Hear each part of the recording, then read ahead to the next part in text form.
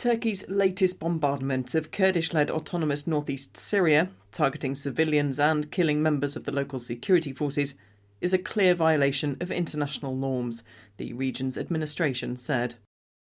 Dicle Muftoglu, a prominent Kurdish journalist, has been granted release by a Turkish court after facing terrorism charges without specific accusations. An international delegation has visited Diyarbakir, Turkey, highlighting the government's disregard for press freedom and ongoing political repression in the country, with a focus on the isolation of PKK leader Abdullah Öcalan.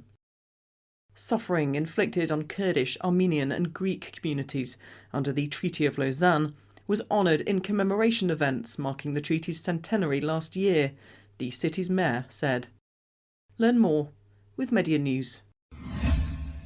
Turkish drones targeted several vehicles in the town of Al-Malikya, situated in the far northeast of Syria, killing 3 security officers from the Syriac Security Office and seriously injuring 2 others, along with 6 civilians, at 9:40 a.m. local time on Wednesday.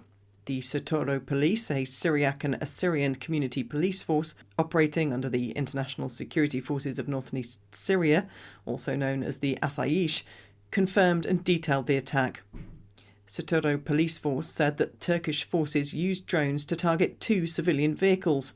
A Sototo patrol, sent to the scene to help the wounded, was bombed in a second attack. The second attack killed 3 Sototo members and wounded 8 people, including 6 civilians, as well as causing significant material damage to nearby shops.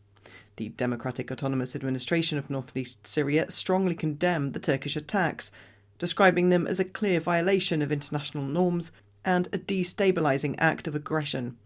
Additionally, Turkish forces shelled a poultry farm in the Shaba area of Aleppo on Wednesday, killing a civilian and injuring a teenager. A Turkish court in Diyarbakir has ruled to release Kurdish journalist Dicle Muftoglu after more than 10 months of detention. Muftoglu, known for her significant contributions to journalism, which earned her the Most Resilient Journalist Award by Free Press Unlimited, as the co-chair of Dicle Fırat's Journalist Association, and as an editor of the Mesopotamia Agency, was detained on the 29th of April and sent to prison on the 3rd of May 2023, which was World Press Freedom Day. This was the 3rd time the journalist appeared before a judge, facing terrorism charges, though a review of the 43-page indictment revealed no specific accusations against her.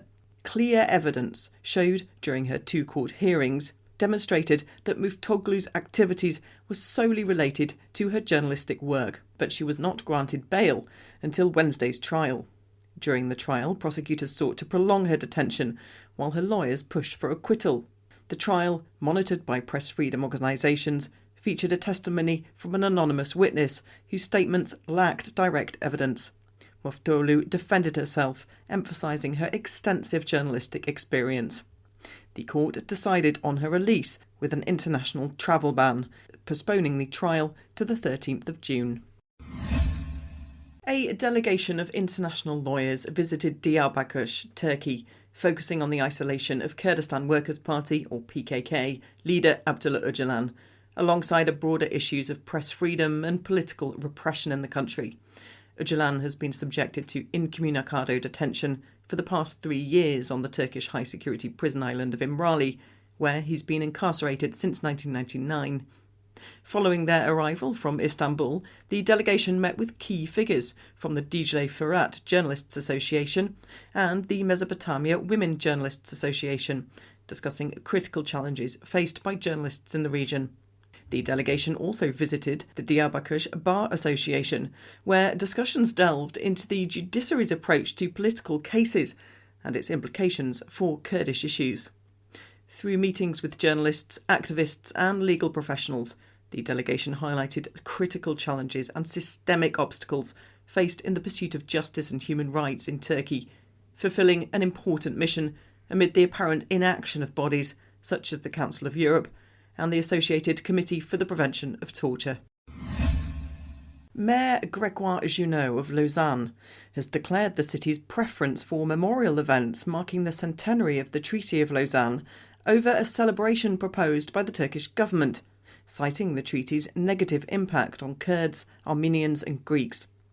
This decision was communicated during a thank you visit by the Kurdistan National Congress delegation to the Lausanne municipality for hosting a conference on the 100th anniversary of the treaty that partitioned Kurdish populated lands into 4 parts.